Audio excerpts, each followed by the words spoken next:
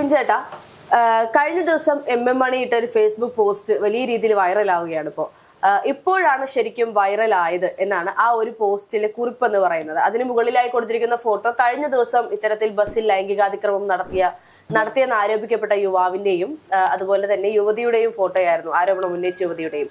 ഷിംജിതയെ arrest ചെയ്തതിന് പിന്നാലെയാണ് ഇങ്ങനെ ഒരു പോസ്റ്റുമായി മണി രംഗത്ത് വന്നിരിക്കുന്നത്. ഇത്രയും നാൾ മണി ഇട്ട പോസ്റ്റുകൾ അല്ലെങ്കിൽ മണിയുടെ വായിൽ നിന്ന് വന്ന വാക്കുകളെല്ലാം തന്നെയും പല വിവാദങ്ങൾക്ക് വഴിവെച്ചെങ്കിൽ ഞാൻ ഉൾപ്പെടെയുള്ള പലർക്കും അനുകൂലമായി ചിന്തിക്കാൻ സാധിക്കുന്ന അല്ലെങ്കിൽ പലർക്കും അനുകൂലമായി തോന്നിയ ഒരു പോസ്റ്റാണ് ഇപ്പോൾ മണി പരിഹാസ രൂപപ്പെട്ടിരിക്കുന്ന ഈ ഒരു പുതിയത് എന്ന് പറയുന്നത്.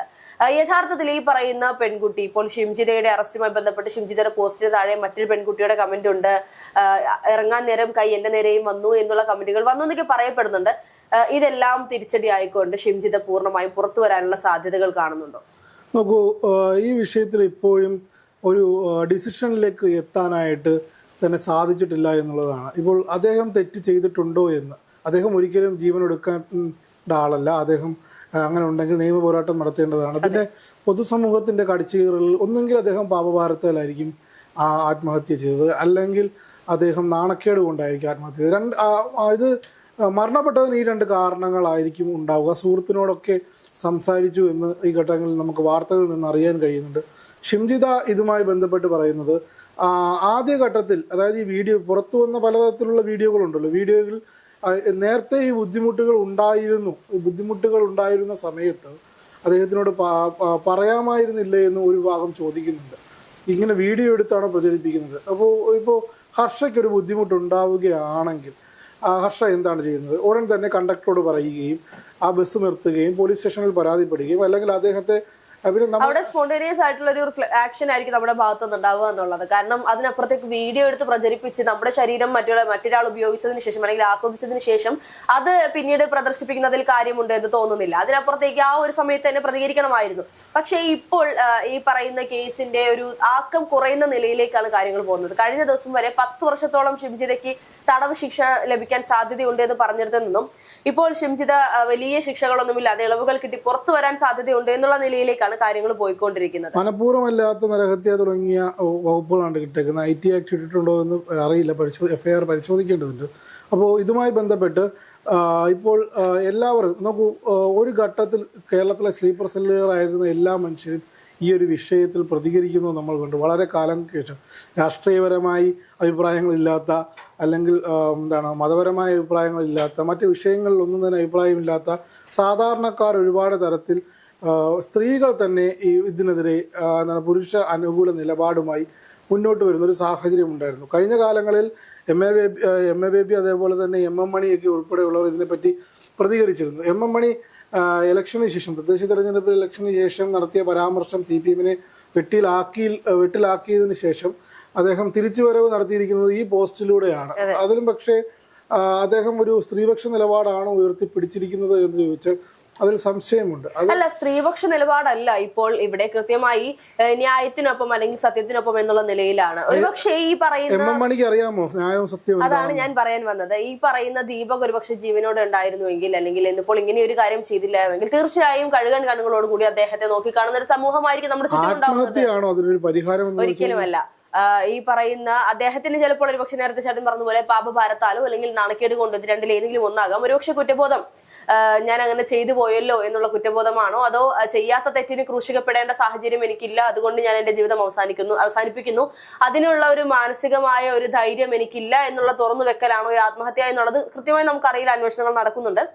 പക്ഷേ ഈ പറയുന്നതിൽ അന്വേഷണങ്ങൾ നടക്കുന്ന സാഹചര്യത്തിൽ ഇപ്പോൾ പുറത്തുവിട്ട വീഡിയോ എഡിറ്റഡ് ആണെന്ന് പറയപ്പെടുന്നുണ്ട്. ഈ ഒരു സാഹചര്യം നമ്മളൊക്കെ കണ്ടത് ഒരു സ്ലോ മോഷൻ വീഡിയോ അല്ല, അതിന്റെ ഒറിജിനൽ ഫുട്ടേജുകൾ പോലീസ് പരിശോധിച്ചതിന് ശേഷം മാത്രമേ അദ്ദേഹം ഇന്നലെ മുഖ്യധാര മാധ്യമങ്ങൾ ഉൾപ്പെടെ അദ്ദേഹം ബസ്സിലേക്ക് കയറുന്ന CCTV ഫുട്ടേജുകൾ പുറത്തുവിട്ടിരുന്നു. നോക്കൂ, ഇപ്പോഴും ഞാൻ ഈ കാര്യത്തിൽ ആരുടെയും പക്ഷം പിടിക്കാതെ കൺഫ്യൂഷൻ. കഴിഞ്ഞ 3 ദിവസമായിട്ടും എൻ്റെ അടുത്ത് ഇവിടെ ഡെസ്കിൽ ഉൾപ്പെടെ നിങ്ങൾ ഉൾപ്പെടെയുള്ളവർ ചോദിക്കുമ്പോൾ എനിക്ക് കൃത്യമായൊരു അനുമാനത്തിലേക്ക് എത്താൻ കഴിയാത്തത്. നോക്കൂ, ഇപ്പോൾ ആ പെൺകുട്ടി അത്തരത്തിലൊരു ബുദ്ധിമുട്ട് നേരിട്ടിട്ടുണ്ടെങ്കിൽ ആ പെൺകുട്ടി നേരിട്ട ബുദ്ധിമുട്ടാണ് അത്. ഇപ്പോൾ അതൊരു ഫൈനൽ ഡിസിഷനിലേക്ക് എത്താൻ പുറത്തുനിന്ന് ആൾക്കാർക്ക് കഴിയില്ല. അങ്ങനൊരു ക്ലോസ് അവിടെ ഉണ്ട്. അതിൻ്റെ ഒരു ഭാഗം മാത്രമാണ് നമുക്കറിയാവുന്നത്. പിന്നെ പെൺകുട്ടി ഒരു എക്സ്പ്ലനേറ്ററി വീഡിയോ ഇട്ടിരുന്നു, പല പ്രാവശ്യം ഒഴിഞ്ഞു മാറാൻ ശ്രമിച്ചിരുന്നു. പിന്നെ അത്രയും അവിടെ രണ്ടാമത് ചോദിക്കുന്ന ഒരു ചോദ്യം ഇതാണ്, എന്തുകൊണ്ട് അദ്ദേഹം ആത്മഹത്യ ചെയ്ത് ഫൈറ്റ് ചെയ്തിട്ടായിരുന്നു. അപ്പോൾ ഹർഷ പറയുന്ന ഒരു പോയിന്റ് അവിടെ വാലിഡേറ്റ് ചെയ്യേണ്ടി വരും. അതായത് അദ്ദേഹത്തെ കഴുകൻ കണ്ണുകളാൽ വലിച്ചു കീറുന്നൊരു സാഹചര്യം ഉണ്ടാകുന്നു, അദ്ദേഹത്തെ ഏത് തരത്തിൽ അദ്ദേഹത്തിന് അപമാനഭാരം ഉണ്ടാകുന്നു. കഴിഞ്ഞ ദിവസം ഞാൻ ചർച്ച ചെയ്ത പോലെ മെട്രോയിൽ ഇത്തരത്തിലൊരു സംഭവം നടന്നതിന് ശേഷം ഞാനത് നമ്മുടെ ഗ്രൂപ്പിൽ ഉൾപ്പെടെ ഷെയർ ചെയ്യുന്ന സാഹചര്യം ഉണ്ടായി. അത് പിന്നെ വികൃതി എന്ന് പറയുന്ന സിനിമ, സംസാരിക്കാൻ കഴിയാത്ത ഒരാൾ ജോലിക്ക് ശേഷം മെട്രോയിൽ തുടങ്ങിയ സമയത്ത് അവിടെ കിടന്ന് ക്ഷീണം കൊണ്ട് ഉറങ്ങിപ്പോകുന്നൊരു സാഹചര്യം ഉണ്ടാകുന്നു. അദ്ദേഹം മദ്യപിക്കാത്ത ഒരാളായിരുന്നു. അതിനുശേഷം അദ്ദേഹം ഇത്തരത്തിൽ സോഷ്യൽ മീഡിയ, ഫേസ്ബുക്കിൽ ഉൾപ്പെടെ മെട്രോ തുടങ്ങി 2 ആഴ്ചക്കകത്ത് ഇവനെ പോലുള്ളവർ എന്ന് പറഞ്ഞ് പരിഹസിക്കുന്നു. അദ്ദേഹത്തിൻ്റെ കുടുംബത്തിനും അദ്ദേഹത്തിനും നാണക്കേടാകുന്നു. അതിനുശേഷം തിരിച്ചറിയുന്നു, മെട്രോ അദ്ദേഹത്തെ വിളിച്ച് കാർഡ് ഉൾപ്പെടെയുള്ളവ കൊടുക്കുന്നു. അപ്പോൾ നമ്മൾ കണ്ണുകൊണ്ട് കണ്ടാൽ പോലും വിശ്വസിക്കാൻ കഴിയാത്ത സാഹചര്യത്തിലാണ് നമ്മൾ കടന്നു പോകുന്നത്. ഇപ്പോൾ ഇത് 2 പേരുടെ പക്ഷത്തും എന്താണ് കൃത്യമായിട്ടുള്ളതെന്ന് പോലീസ് അന്വേഷണത്തിലൂടെ മാത്രമേ തിരിയാൻ കഴിയൂ. ഈ അഭിപ്രായം പറയുന്നവർ എല്ലാവരും തന്നെ ഇപ്പോൾ തീർച്ചയായിട്ടും ആ പെൺകുട്ടി ആ ഒരു ബുദ്ധിമുട്ട് നേരിട്ടിട്ടുണ്ടെങ്കിൽ അത് കംപ്ലൈന്റ് ചെയ്യാമായിരുന്നു. അത് തീർച്ചയായിട്ടും ഇപ്പോൾ നമ്മുടെ സമൂഹം തന്നെയും 2 നിരയിലേക്ക് തിരിഞ്ഞിരിക്കുകയാണ്, ഷിംജിതക്കൊപ്പവും അതുപോലെ തന്നെ ദീപകിനൊപ്പവും. ഷിംജിതക്കൊപ്പം എന്ന് പറയുമ്പോൾ പെൺകുട്ടി ഇത്തരത്തിലുള്ള അനുഭവങ്ങൾ ഇതിന് മുൻപ് ഉണ്ടായിട്ടുള്ള പലരും ഷിംജിതയുടെ കൂടെയാണ് നിൽക്കുന്നത്. ഷിംജിതക്ക് അങ്ങനെ ഒരു സിറ്റുവേഷൻ ഉണ്ടായത് കൊണ്ട് തന്നെ ആയിരിക്കണം വീഡിയോ എടുത്ത് പ്രദർശിപ്പിച്ചത് എന്നുള്ളത്.